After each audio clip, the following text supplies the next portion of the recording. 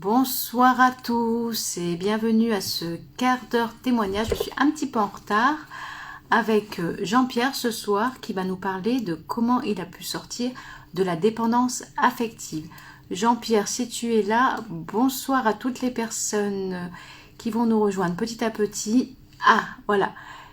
Jean-Pierre va bientôt arriver. Je lui fais une demande de suite. Alors... Le quart d'heure témoignage ce soir avec Jean-Pierre qui va nous parler de comment il a pu sortir de la dépendance affective.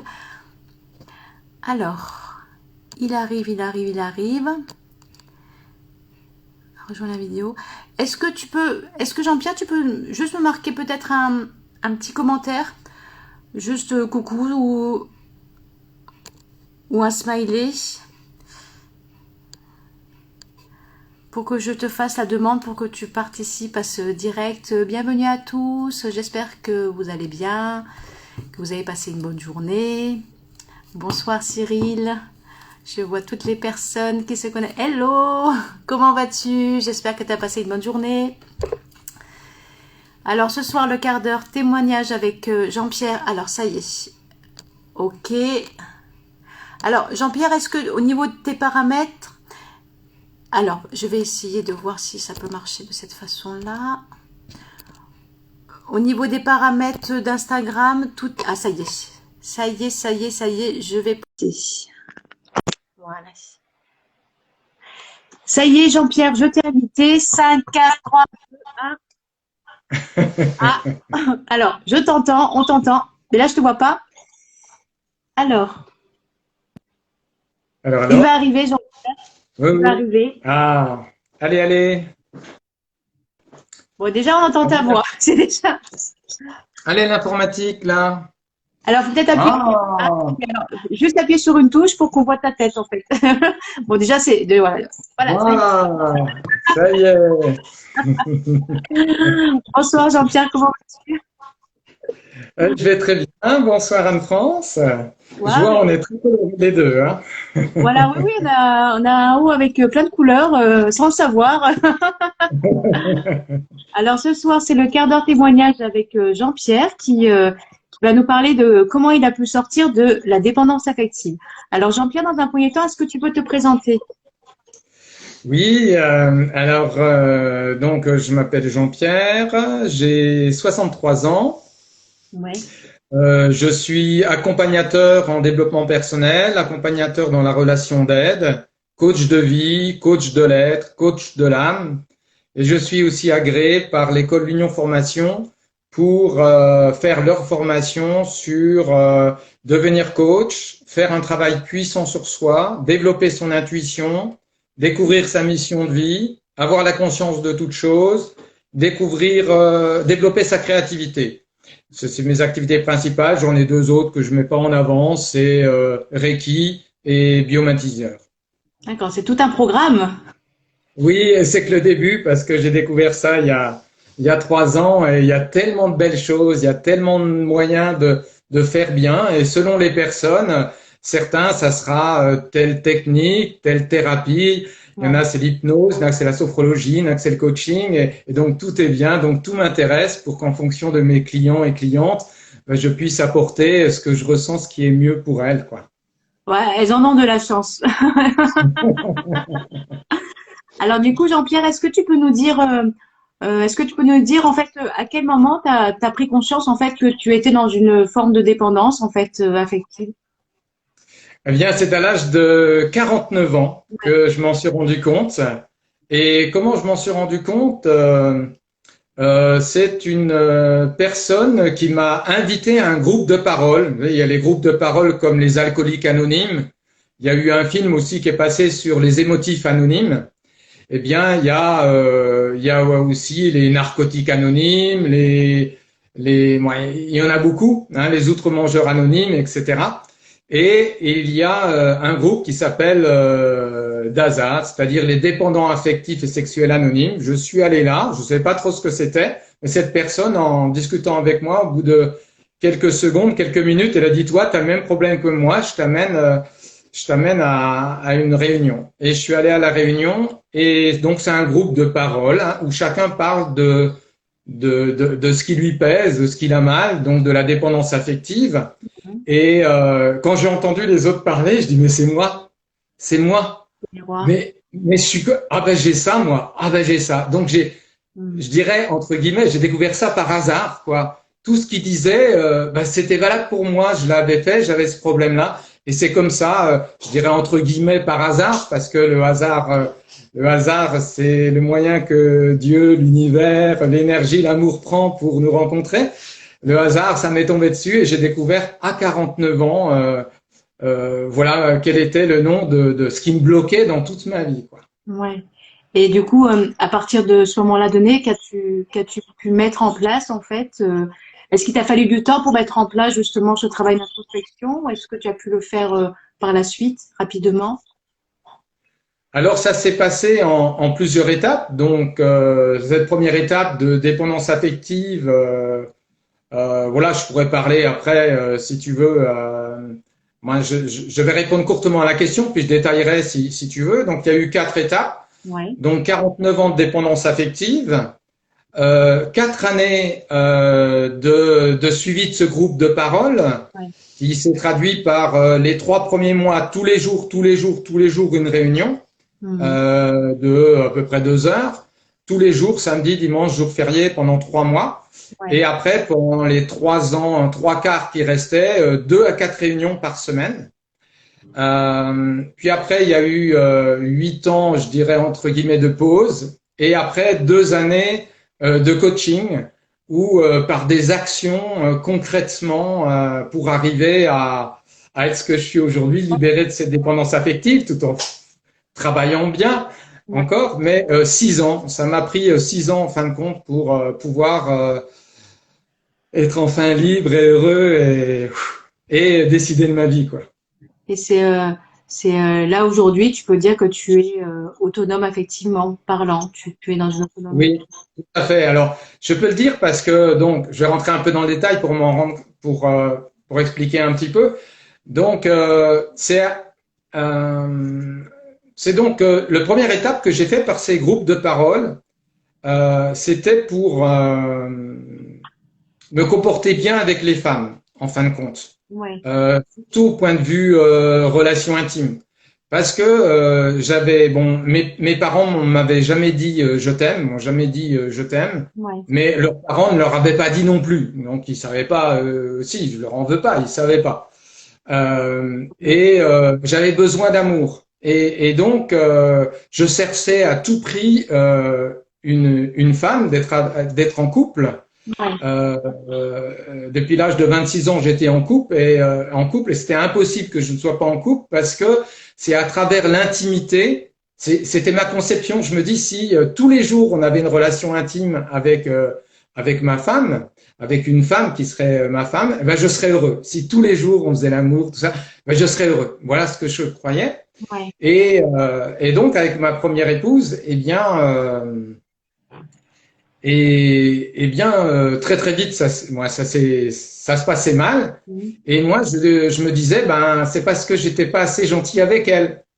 Alors, je lui offrais des cadeaux, je faisais tout ce qu'elle voulait, et pour avoir cette petite miette d'intimité avec elle, quoi. Ouais.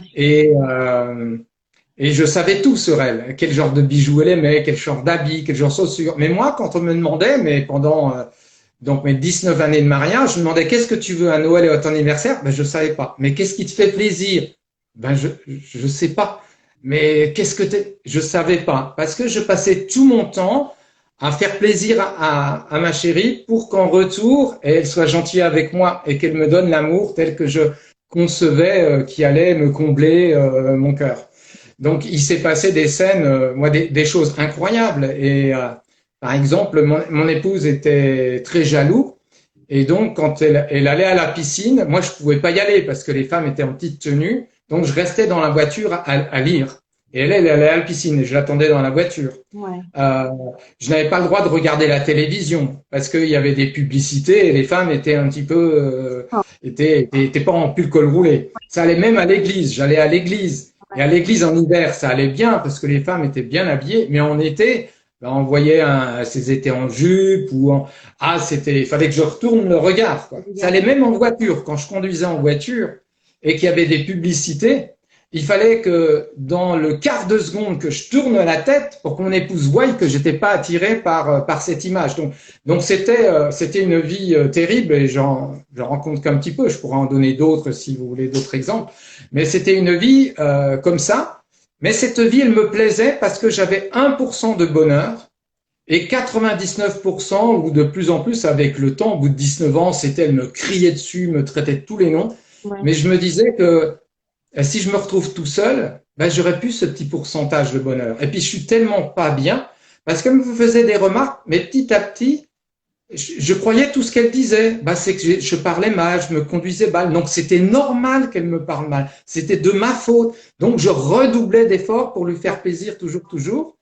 Et je me dis, ben, tout seul, personne va m'aimer, personne va s'intéresser à moi. Donc, il faut que je reste avec elle à tout prix. Et je faisais tout ce qu'elle voulait. Et c'était toujours jamais assez bien, etc. Donc voilà, ça c'était cette première étape-là où même quand elle a demandé le divorce, je pleurais toute la nuit parce que je dis je vais être tout seul, ça va être affreux. Et elle a demandé le divorce, moi c'était impossible parce que même la veille du mariage, j'ai pleuré parce que j'ai découvert qui elle était avant les 19 ans. Hein. Ouais. Mais j'ai pas pu dire non. Le jour à la mairie, quand le maire a demandé voulez-vous épouser Madame Nattel, j'ai pas pu répondre. Il a reposé une deuxième fois la question. J'avais envie de dire non, mais j'ai pas pu. Quoi. Parce que c'était la première personne qui avait posé ce regard sur moi. Donc, je veux dire, j'avais 26 ans. Et voilà, donc ça, c'était cette phase-là. Et cette phase-là, je l'ai découvert à travers ces 4 années de partage, d'échange. Je voyais que les personnes qui avaient des problèmes, eh bien, petit à petit, je me suis rendu compte que moi, j'avais ce problème-là parce que je trouvais que c'était normal, tout ça. Je vois des fois dans des films où j'entends parler des femmes qui se font battre et puis après, le mari revient très gentil ou l'homme revient très gentil avec elle, vers elle. Et elles disent, oh oui, même mon mari, c'est moi qui me suis mal comporté, donc c'est normal, je l'ai mérité. Ben moi, c'était exactement ça que je vivais. C'était pas des coups, c'était des paroles, mais c'était normal parce que je m'étais mal conduit, j'avais mal parlé. Voilà, je disais c'est normal. Mais elle-même, parce que une fois tous les mois ou tous les 2 semaines, il y a un quart d'heure, une demi-heure de tendresse. Donc elle-même, et les 29 jours, 23 heures et 30 minutes qui restaient, mais je dis bah, c'est normal quoi. Donc j'ai vécu comme ça. Et c'est pendant ces 4 années d'échange que je me suis rendu compte que c'était pas normal de dire ça. C'était pas normal. Je le savais pas. J'en parlais à personne devant tout le monde. Je disais toujours ça va bien et tout ça. Je montrais pas mon malaise, mon mal-être. Et voilà, donc je voulais pas avouer que j'étais incapable d'être heureux seul. J'étais incapable de voilà. Et je parlais à personne. Voilà. Donc c'est comme ça que j'ai découvert ces 4 années-là. Ouais. J'ai appris à me comporter. Je dirais que les femmes, ça se traite avec respect parce que après, quand il y a eu le divorce, bien sûr, moi, il me fallait une femme, n'importe laquelle, et pour avoir de la tendresse. Donc, j'allais à droite, j'allais à gauche, partout, quoi, jusqu'à ce que quelqu'un dise oui, etc. Et là, j'ai appris à. Alors tout de suite, j'ai trouvé une autre qui était un petit peu comme moi. Tout de suite, je me suis remis en couple. Ouais. Mais j'avais des comportements, voilà, avec les autres femmes. J'étais pas respectueux de ma femme. Je blaguais, je faisais des choses. Et là, ces 4 années m'ont appris à qu'est-ce que c'est que la badinerie, le dragage, qu'est-ce que c'est toutes ces choses-là. Donc, j'ai appris à me comporter normalement en couple. Ouais. Donc, j'ai appris à me comporter sainement, à avoir une vie de couple normale, à me comporter comme un homme, un mari qui aime sa femme et qui la respecte et qui regarde pas ailleurs. Moi, je regardais pas ailleurs, mais je pouvais blaguer avec d'autres femmes, je pouvais dire des petites blagues sur mon épouse, des choses qui étaient pas bien. Quoi. Donc, j'ai appris ça pendant 4 ans. Et puis après, ces 8 années de couple, 8 années ont passé, donc 4 plus 8, bon, ça a continué comme ça. Et puis, pendant ces 8 années, mon épouse a eu un burn-out très, très, très, très grave. Donc, 5 ans de burn-out très, très grave. Et sortie de ce burn-out, là, mon épouse, elle a dit, maintenant, ça, je veux plus. C'est terminé. Et donc, elle avait appris à dire non, à se respecter, à se faire confiance. Et moi, j'avais évolué, mais elle avait évolué beaucoup plus vite à cause de ce burn-out-là. C'était un burn-out au niveau de l'âme. Il y avait du suicide, c'était terrible. Elle est restée des années allongée sur son canapé. Elle pouvait pas se lever, pas se laver, elle pouvait plus écrire, elle pouvait plus répondre au téléphone. Elle savait même pas comment décrocher. Enfin, ça a été vraiment très, très, très, très grave. Et donc après, quand elle a repris confiance en elle, quand s'en est sortie, le moindre petite blague, le moindre sous-entendu, c'était inadmissible. Et donc elle m'a dit, ben écoute, si tu changes pas, là à la fin du mois c'est le divorce parce que moi maintenant je me respecte, je veux un homme pareil quoi. Et là j'étais perdu quoi, parce que je travaillais, mais là il fallait que ça aille très très vite. Et c'est là que je suis allé à un salon Zen et Bio à Nantes en 2019, en octobre-novembre, où je suis allé voir des conférences le vendredi, le samedi et le dimanche, et j'ai discuté après avec un orateur, un formateur, ils étaient tous bien, mais j'en ai vu un vraiment qui m'a convenu énormément. Et voilà, quand j'ai vu qui il était, comment il était, ce qu'il disait, j'ai ressenti que c'était juste. Et là, j'ai fait un gros chèque et je dis, moi, je veux faire les formations tout de suite. Et j'ai fait les formations. Et c'est là que mon épouse a vu un changement énorme. Et après ces 3-4 jours de formation, 3 premiers jours, elle m'a dit, elle m'a dit quelque chose d'extraordinaire et de terrible en même temps. Elle a dit, ben là, tu n'as jamais été aussi gentil que depuis les 12 ans qu'on a vécu ensemble. Alors, ça m'a fait très mal parce que moi, je faisais plein d'efforts. Et en même temps, je me suis dit, waouh, c'est formidable cette formation. Waouh, elle a sauvé mon couple, elle a vu un changement en moi, c'est génial. Et donc, je me suis accroché pendant 2 ans à fond la caisse, c'est-à-dire que toutes les semaines, je faisais 1 journée à 2 journées de formation. Je me faisais coacher, je coachais, je travaillais sur moi, je me faisais superviser. J'avais un superviseur, je l'appelais régulièrement et tout. J'ai travaillé sur moi. Et là, pendant ces 2 ans de coaching, j'ai appris à être heureux seul. Oui, c'est je ne pouvais pas aller au cinéma seul. Je pouvais pas. Mon épouse mettait un film, je regardais ce film-là. Des fois, ça me plaisait pas. Elle mettait de la musique d'ambiance, mais moi j'avais envie de changer. Je l'aimais celle-là, mais de temps en temps j'avais envie de changer. J'osais pas. Partir sans son autorisation ou sans être avec elle. Et là, pendant ces 2 ans, j'ai appris à m'aimer. Ça, c'est important. J'ai appris à l'aimer plus. Et j'ai appris à dire avec amour. Et au début, avec beaucoup de peur, quoi. J'y allais à tâtons. Voilà. S'il te plaît, ma chérie, est-ce qu'on pourrait mettre un autre film parce que celui-là, ça me plaît pas trop. J'ai osé parce qu'avant, j'osais pas parce que j'avais peur de la perdre. Et donc cette deuxième phase-là, j'ai appris à me respecter, à dire mes choix. La plupart du temps, on est d'accord, mais des fois non. À oser partir de la maison plus de quelques heures tout seul. Voilà, c'était voilà, et j'ai tellement fait ça que maintenant mon bonheur, c'est d'accompagner des personnes qui sont dans cette problématique-là, parce que quand on a trouvé la clé, c'est hyper simple en réalité. C'est sûr. C'est hyper simple, mais j'ai mis plus de 60 ans pour y arriver. Et là, ce que tu mets en avant aussi, c'est que tu as travaillé vraiment assez activement chaque semaine. Tu n'as rien lâché pour arriver à ce résultat.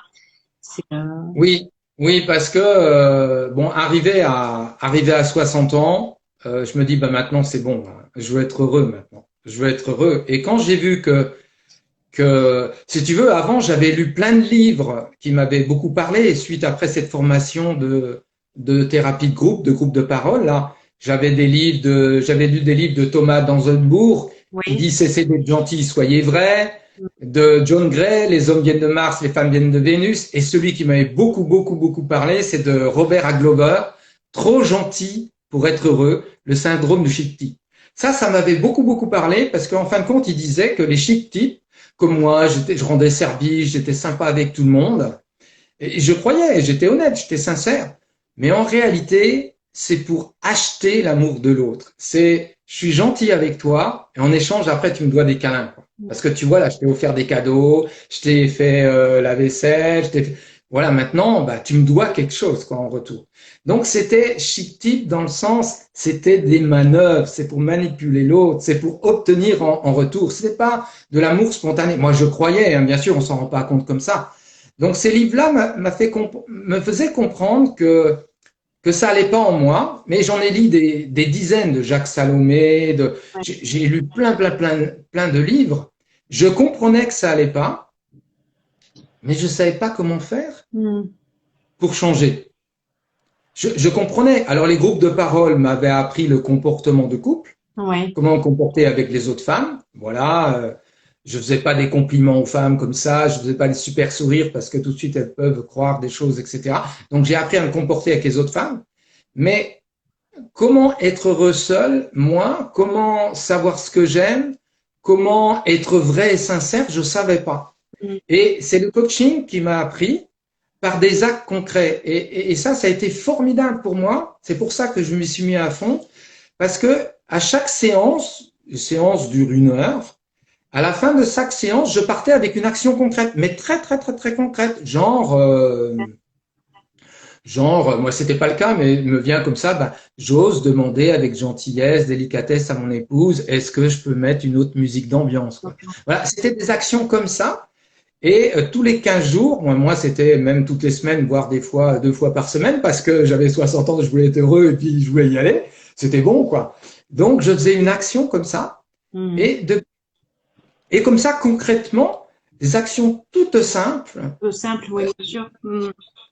Et je voyais comme ça que je changeais et que je commençais à être vrai avec mon épouse, à me comporter sincèrement, de pas faire des choses pour la manipuler, pour qu'elle soit gentille avec moi, mais si j'avais envie d'être gentil avec elle aujourd'hui, ben c'est sincère. C'est pas en retour tu me dois quelque chose. J'ai été gentil, tu vois. Maintenant c'est à toi d'être gentil avec moi quand je vais te demander quelque chose. Non, c'était sincère. Et donc j'osais demander. Donc le coaching pour moi ça a été, c'est pour moi. J'ai suivi des psychiatres plusieurs années, je comprenais des petites choses, mais je les comprenais, mais j'arrivais pas à changer. Hmm. Et là, ces actions me faisaient changer. Et j'ai changé petit à petit. Et j'ai vu mon épouse qui m'a dit ah ben là t'as changé. Ben là je te sens plus dans la vérité. Ah là t'es honnête. Donc j'ai vu ça petit à petit. Et mon épouse a suivi aussi toutes les formations que j'ai faites de coaching. Elle révise aussi. D'accord. Euh, on suit des webinaires, plusieurs webinaires par mois, etc. Parce que c'est tellement beau d'être heureux Oui, et de pouvoir le communiquer et, et de rayonner. Et les gens me demandent bah, comment t'as fait, comment. Ah ben voilà, je vais te dire, tu vas voir, c'est bien. Et de les accompagner à faire ça que j'ai envie de continuer. et, Voilà, c'est merveilleux. qu'est-ce que je voulais dire dans les actions positives, en fait, pour être heureux seul, en fait, c'est oser faire les choses, oser faire les choses seul, en fait, comme aller te balader ou aller, par exemple, au cinéma tout seul ou d'autres choses que tu as pu faire que tu faisais pas avant, par crainte d'être plus aimé par ta femme, en fait, si j'ai bien compris, en fait. Oui, c'est exactement ça. Et ce qui se passe, les actions, c'est pas le coach qui me le disait, c'est moi-même. C'est-à-dire suite à une séance de coaching, suite à un outil, d'un seul coup, ça fait tilt. Il y a une prise de conscience. Ah, je comprends telle et telle chose. Ouais. Et suite après, le coach me demande, ben maintenant je me coach tout seul, moi aussi, je me le fais moi-même. Hein. Mais il me demande, ben maintenant vu ce que tu as compris, qu'est-ce que tu vas mettre en place pour que ça change, pour aller vers cette autonomie, ce bonheur, etc. Et moi-même, me venait une idée. Et donc, c'est moi-même qui décidais d'aller au cinéma tout seul ou de faire des choses. Ça venait tout seul, on me disait pas ce que je veux faire. C'est moi-même qui trouvais que c'était bien. Et aujourd'hui, ça va plus loin. C'est que à chaque fois que mon épouse me fait une remarque, comme elle est aussi dans l'amour, elle est très intuitive. Ouais. Je lui ai donné la permission, l'autorisation. Si tu vois que je me trompe, parce que quand on a fonctionné pendant 60 ans un peu de travers, voilà, 2 ans, c'est bien, mais voilà, il y a peut-être des fois des petites choses. Bah, tu me le dis. Et elle me dit avec amour, gentillesse. Ouais. Et comme c'est dit avec amour, je l'entends et je reconnais. Et ça prend maintenant quelques secondes ou quelques minutes, je reconnais. Je lui demande de bien vouloir m'excuser. Alors elle, ça lui prend quelques secondes ou quelques minutes pour accepter d'excuser. Et puis après, on s'embrasse, on serre dans les bras. Et la chose est finie. On n'en parle plus. Ah oui. C'est fini. C'est fini. Et on repart comme s'il n'y avait rien eu. Et c'est génial. Et aujourd'hui, quand je vois ça, tout de suite, je mets en place une action. Voilà, sur tel sujet, j'ai dit ça, j'ai fait ça. Tout de suite, je me note une action. Et ces actions, je les note et je les mets sur mon frigo ou je les mets dans mon bureau que je les voie parce qu'on a tendance à l'oublier parce que ça fait 60 ans, 63 ans qu'on fait comme ça. On s'en rend pas compte. Donc, je la note, je la lis tous les jours quand je passe devant. Ah oui, j'ai ça. Ah oui, j'ai ça. Et chaque fois que je fais une action, c'est peut-être des toutes petites ou des très grandes. Maintenant, au début, c'était des grandes. Maintenant, c'est tout fin, c'est des toutes petites. Et ben, ça me permet de changer et de plus en plus aller vers le naturel, la Naturel. simplicité, Te sentir euh, heureux. et être heureux. Oui, aujourd'hui, j'ai fait une vidéo sur YouTube que j'ai appelée Je suis heureux 24 heures sur 24, 99,99% de mon temps, grâce à 2 ans, 2 ans et demi de coaching, de travail sur moi très intense. Et c'est vrai. Et c'est vrai, je suis heureux du matin au soir, quoi qu'il se passe, parce que mon bonheur ne dépend pas de la météo. S'il pleut, je suis heureux parce que ça arrose, ça va pousser les fleurs. S'il fait froid, je suis heureux parce qu'on va allumer le poêle à peler, ça va faire des belles photos, des belles flammes. S'il fait beau, je suis heureux parce que il y a le soleil, on va bronzer. Je suis heureux quoi qu'il se passe en politique, quoi qu'il se passe en n'importe quoi. Pourquoi? Parce que le bonheur ne dépend pas de choses extérieures, il est dans mon cœur et je l'ai trouvé et j'accède à mon cœur. Alors je dis pas que les choses m'influencent pas. Si tout est beau, tout est rose, c'est plus facile. Mais si c'est pas beau et c'est pas rose, eh bien je me connecte à mon cœur, je prends un temps pour aller à mon cœur et le bonheur revient. C'est pour ça que je suis heureux 99,99% du temps parce que les éléments m'influencent, mais tout de suite je sais comment être heureux. Il suffit tout simplement d'écouter son cœur, Ouais. d'être simple, d'exprimer ce qu'on ressent, sans critique, sans rien, juste dire, voilà, là, je suis pas bien, parce que si par ça, Tout à fait. mais simplement. Et puis, j'ai plein d'outils maintenant, de coaching, de méditation, de relaxation. J'ai plein d'outils pour retrouver la sérénité, que j'ai apprise dans ce coaching. La Donc, méditation, c'est formidable. tu la pratiques régulièrement, la méditation? Alors, oui, oui, maintenant un petit peu moins, Oui. non, un petit peu moins, mais il y a des moments où oui, je mettais mon réveil 1 heure plus tôt, Ah oui, comment on à une appelle? époque où j'allais au travail, et pour avoir 1 heure et méditer avant d'aller au travail et tout. Donc, il y a eu cette phase-là. Le miracle. Maintenant, je le fais un peu moins. Je le fais un peu moins parce que j'ai des clients, j'ai de plus en plus de clients, donc j'ai un petit peu moins de temps. Mais avant chaque séance de coaching, je prends un quart d'heure, une demi-heure ou 1 heure pour me poser, pour retrouver la sérénité. Donc, je dirais, je le fais tout le temps, quoi. Oui, Je oui, le fais très souvent. Et entre 2 séances de coaching, je laisse 1 heure pour pouvoir me reposer, me remettre dans cet état de me connecter à mon futur client, de savoir ses objectifs, ses feedbacks et tout, et puis de me mettre dans cet état d'amour. Et j'en vois par le Reiki et tout ça, j'ai appris j'envoie de l'amour à mon futur client. Donc je prends 1 heure, presque 1 heure ou une demi-heure avant chaque coaching pour envoyer de l'amour, envoyer de l'amour, envoyer de l'amour. Et à mon client et que ça soit plus cet amour qui parle à travers moi et être très posé, très calme. Donc, je dirais, oui, je mets pas le réveil pour méditer à telle heure. Je le fais avant chaque coaching, avant chaque formation que je fais. Je me prépare comme ça, quoi. Oui, Oui. c'est super important, hein, tu as raison, hein, pour être vraiment dans cet instant présent avec le patient. Et puis, tu parles beaucoup d'amour, hein, dans tes phrases, hein, c'est très Ah agréable ouais, d'entendre, hein, bah l'ouverture, c'est, le cœur. c'est formidable pour moi. Elles sont- C'est formidable et je dirais que c'est la chose la plus importante. Je veux dire, à part ça sur Terre, qu'est-ce qui est important? Bon, alors c'est vrai, quand on est jeune, c'est avoir un métier, après avoir une maison, avoir un conjoint, avoir une voiture, etc. Bon, il faut se faire dans ce monde. Mais après, qu'est-ce qui est important, c'est l'amour. Et Mhm. moi, j'ai fait une expérience, j'ai cherché l'amour à travers la religion au début. Euh, et j'ai fait ma petite communion, ma grande communion. Après, j'ai fait du scoutisme. Après, j'ai cherché. Après, il a fait de la philosophie en terminale. Alors, il fallait faire une thèse, Dieu existe. L'antithèse, Dieu n'existe pas. La synthèse, fallait mélanger. Oh, c'était compliqué.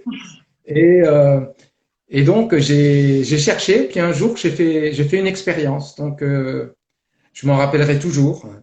C'était le 20 février 1979 à 4 heures du matin à Strasbourg, en cité universitaire. Ouais. Il y a eu quelque chose qui est rentré dans ma chambre, une lumière blanche, énorme, énorme lumière.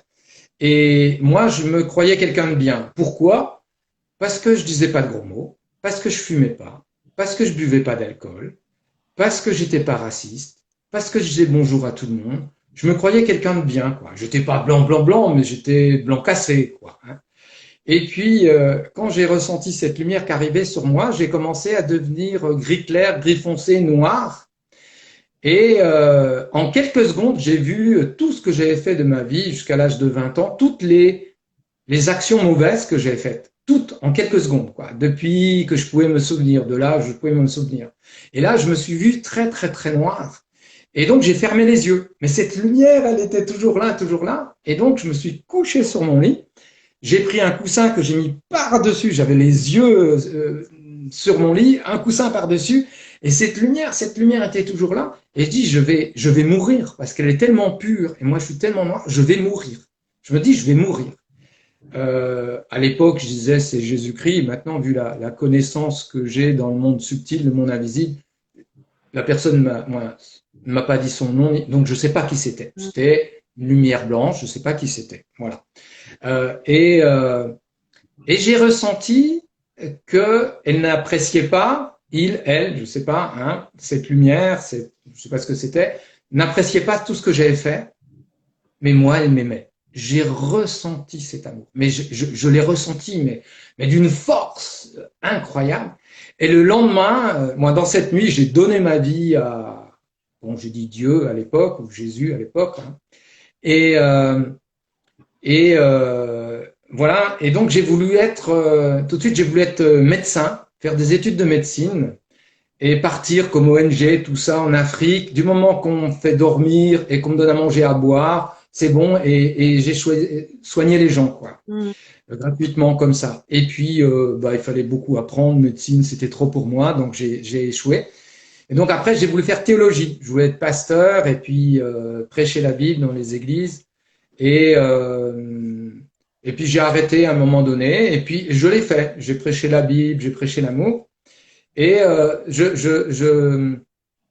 je touchais à des moments l'amour, mais mon comportement avec mon ex-épouse, ma première épouse, donc je vous ai décrit la télévision, ne pas regarder si, me faire mettre dessus, je vivais ça.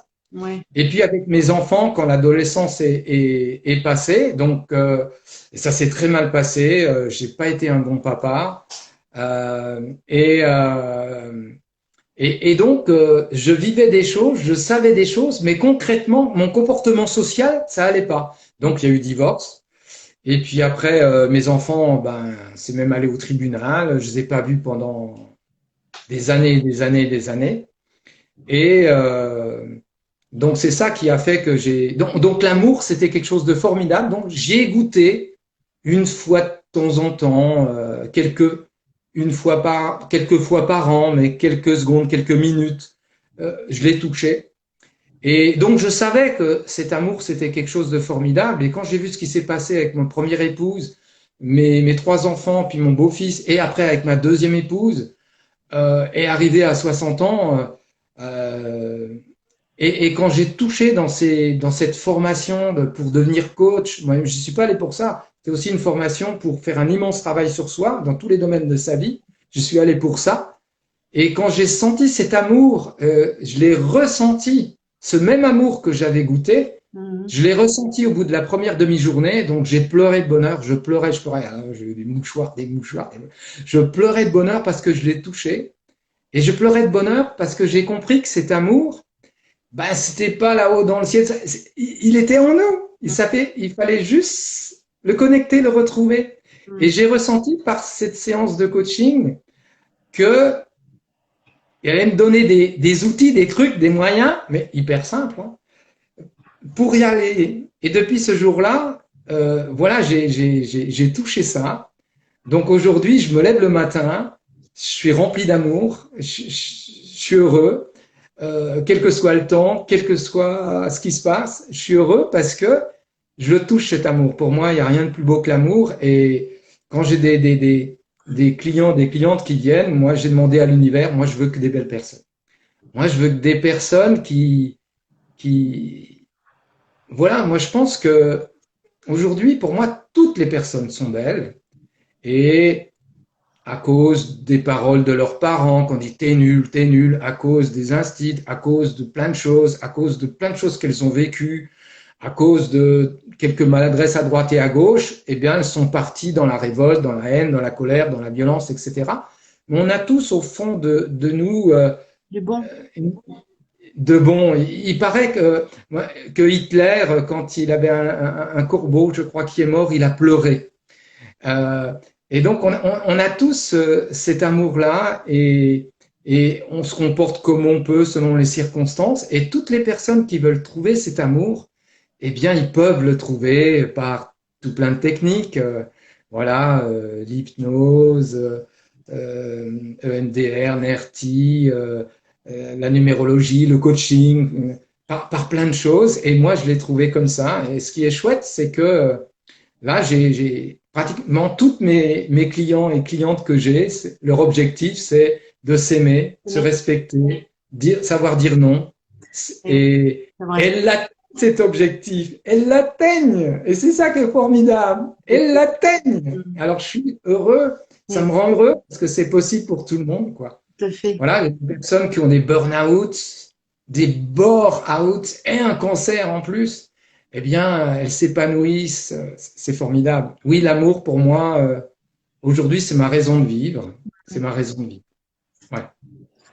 Et toi, aujourd'hui, je suppose hein, que ton amour inconditionnel de toi, il est sur une échelle de 1 à 10, il doit être à 10 aujourd'hui. Oui, il est à 10. Et voilà, tous ceux qui cherchent l'amour pour être heureux, je dirais qu'il y en a, et il y en a de plus en plus, mais il n'y en a pas beaucoup en réalité. Pourquoi? Parce que plus vous voulez aller dans l'amour, plus vous voulez être heureux, il faut découvrir ses ombres. Plus vous allez dans l'amour, plus vous allez découvrir vos défauts. Eh oui. Et il faut les accepter, il faut les reconnaître. Hein, au début, on est dans le déni. Donc pour ça qu'on préfère acheter de l'amour, acheter une belle voiture, un beau smartphone, se payer des vacances, de l'amour instantané. C'est bien de faire ça, c'est bien, c'est très très bien. Il faut le faire. Mais être heureux vraiment, il faut aller voir en soi ce qui ne va pas. Et après, de le reconnaître, voilà. Et aujourd'hui, est-ce que je suis mieux qu'avant? Non. Est-ce que je suis mieux que les autres? Non. Non. Mais je sais que je suis comme ça.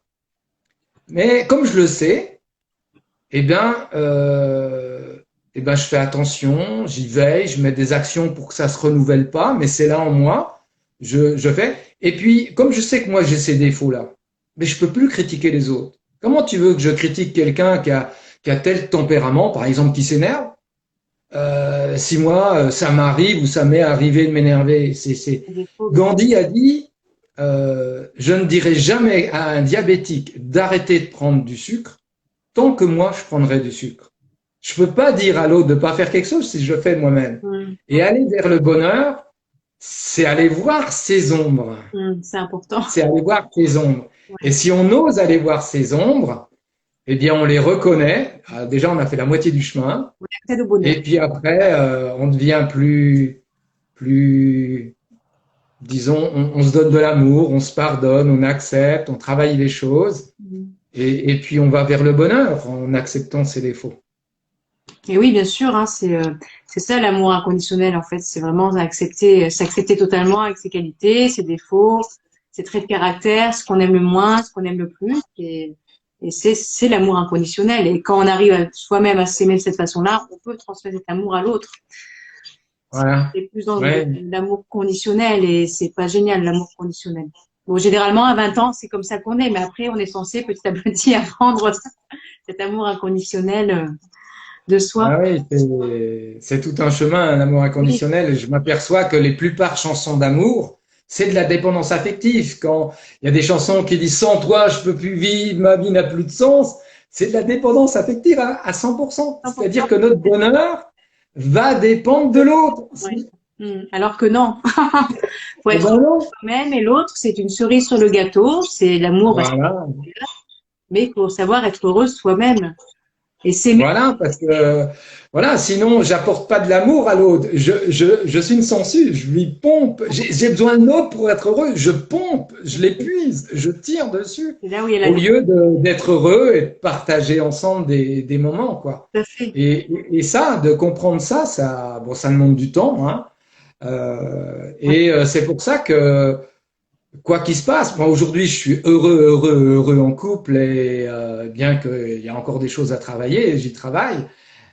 Mais quoi qu'il se passe dans mon couple, je suis heureux parce que mon bonheur ne dépend pas des réactions de mon couple.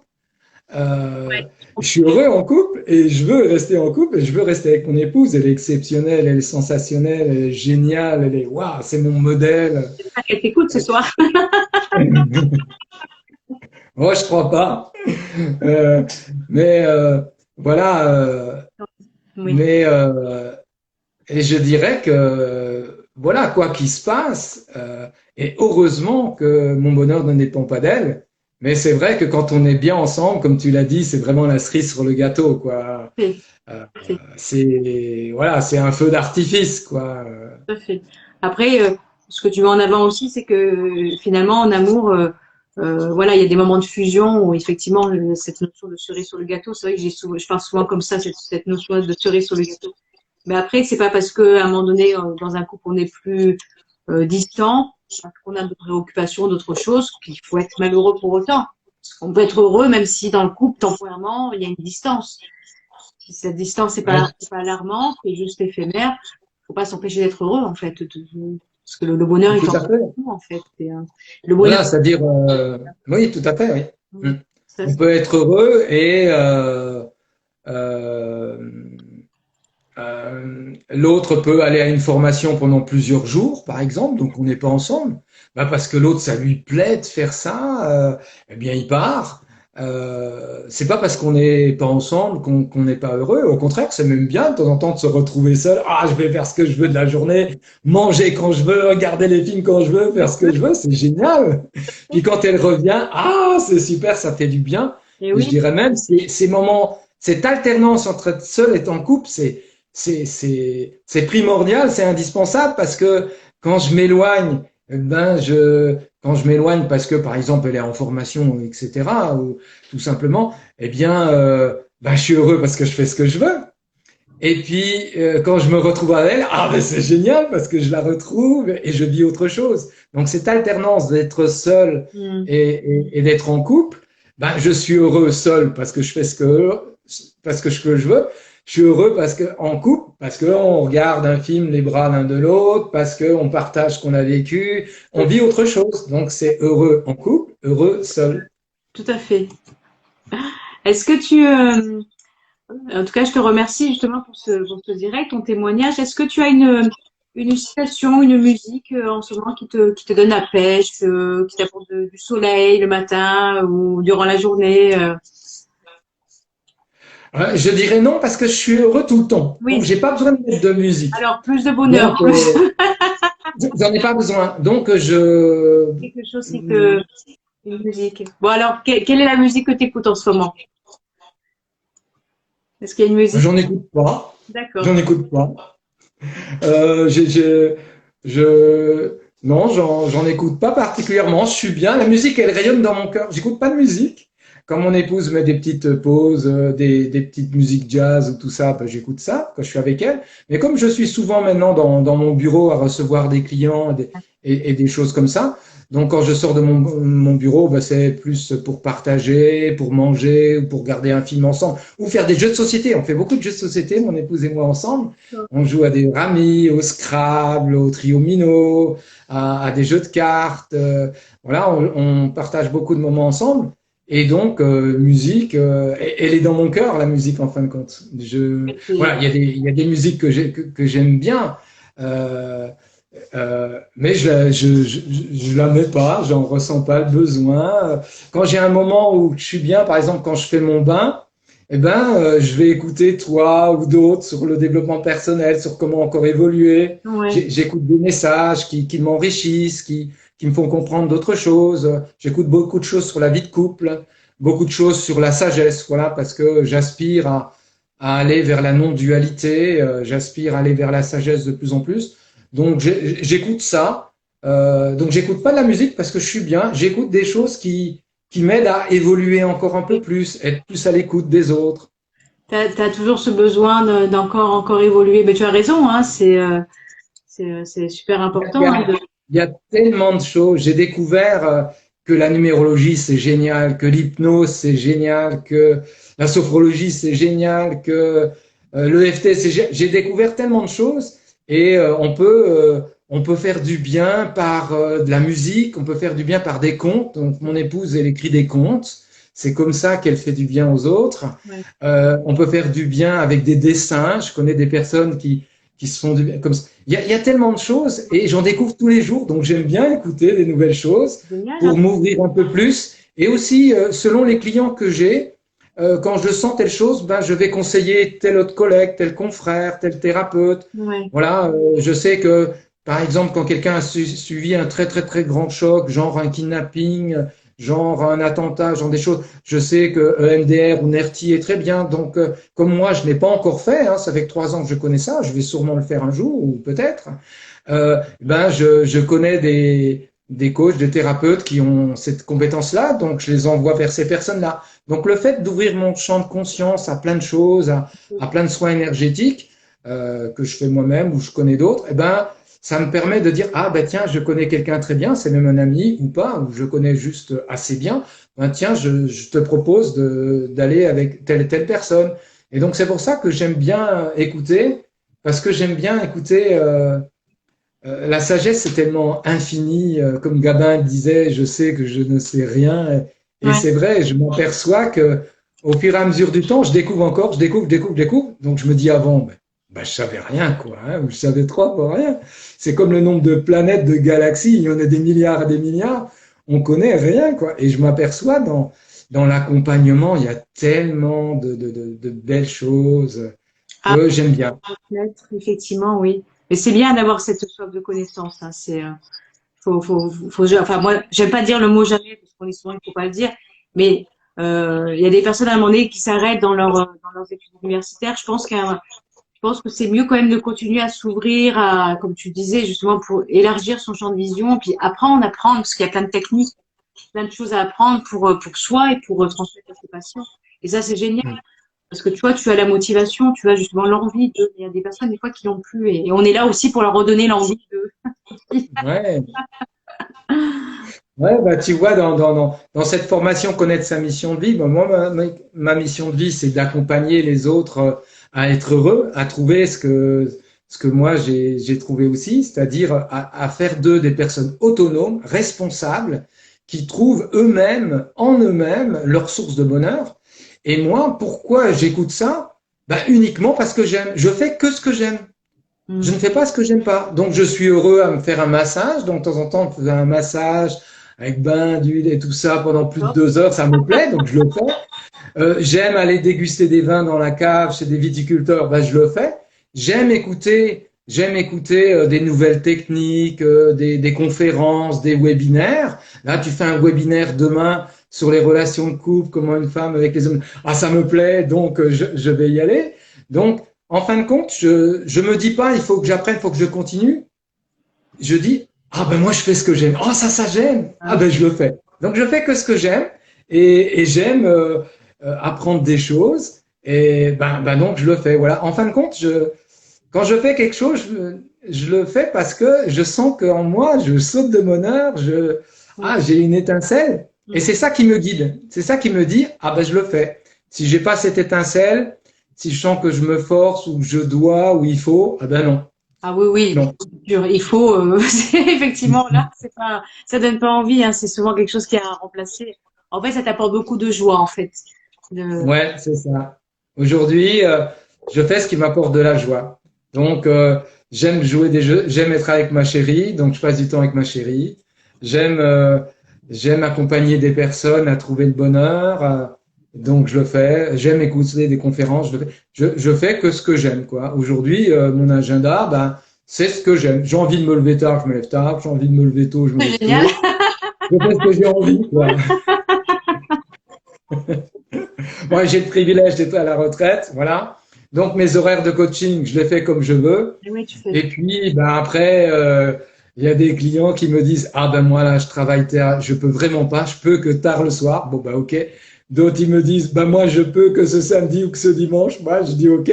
Au début, je dis, j'ai bien fait ma vie, bien carré. Je suis à la retraite, donc j'ai dit, oh, je fais que les après-midi du lundi au jeudi. Le matin, je médite, je fais des choses comme ça, j'étudie. L'après-midi, je fais une séance de coaching, voilà. Le soir, je suis avec ma chérie. Le vendredi avec ma chérie. Samedi, dimanche, la famille, les amis. Et puis là, les clients viennent, puis ils me disent, bah, moi, je peux pas, je travaille du lundi au vendredi, je peux que le samedi, dimanche, ou tard le soir. Bon, ok. Alors, je mets le soir, je dis à ma chérie, bon, voilà, j'ai quelque chose, c'est ok pour toi. Elle me dit, ouais, ok. Ou alors, des fois, elle me dit, ah, tiens, là, je vais repasser pendant 2 heures. Oh, bah, je vais mettre une séance là. Et puis, voilà, donc en fin de compte, je le fais pas parce que la personne ne peut pas faire autrement, je le fais parce que ça me fait plaisir. Ouais. Et voilà, il y a une personne qui pouvait prendre 15 jours par semaine pour faire une formation, il en fallait 3. Alors j'ai proposé samedi, dimanche, et puis je dis, bah tu prends le vendredi ou le lundi, hein, comme ça tu demandes 15 jours. Elle a pris le lundi, donc je fais samedi, dimanche, lundi. Au début, je fais comme ci, comme ça. Et puis là maintenant, ben voilà, ça se change complètement. Et dans le couple, mon épouse comprend bien, elle le sait en avance, elle s'organise, on se réserve un jour avant, après. Ben voilà, quoi, c'est chouette, quoi. L'adaptation. En tout cas, je te remercie pour ton témoignage aujourd'hui. Puis avec plaisir de faire par la suite, si tu as envie de faire, tu sais, le format, hein, il y a les quarts de focus aussi sur d'autres mathématiques, avec plaisir hein, de faire durant l'année un autre quart d'heure avec toi. Et puis, je te souhaite une bonne soirée, et puis une bonne soirée à vous tous aussi qui avez été avec nous ce soir. Et puis, demain soir, tu vas écouter le direct sur. Oui, oui. Je n'ai pas une musique, j'ai une citation que j'ai mise sur mon site professionnel, c'est pour être heureux dans la vie, il faut toujours suivre le chemin du cœur. Ah, oui. C'est une citation de Jamel Rachidi, qui est le créateur de Keeping Five. C'est une marque de vêtements sportwear et solidaire.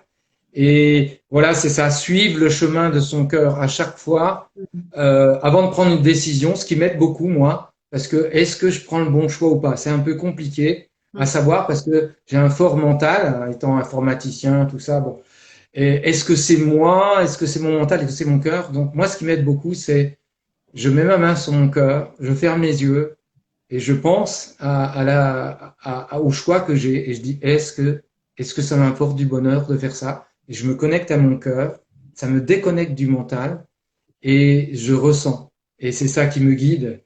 Et voilà, ça sera avec plaisir de faire une autre vidéo, un autre direct avec toi sur une autre thématique. Voilà, parce que ça me fait plaisir. Voilà, c'est pour ça, ça me fait plaisir. Donc, je suis partant.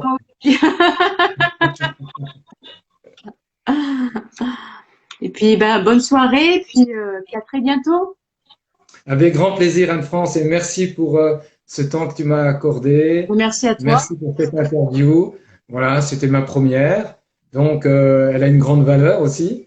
Voilà, et au plaisir. Au plaisir. Et La première d'une longue lignée. voilà. À bientôt. Bonne soirée. Au revoir. Au revoir.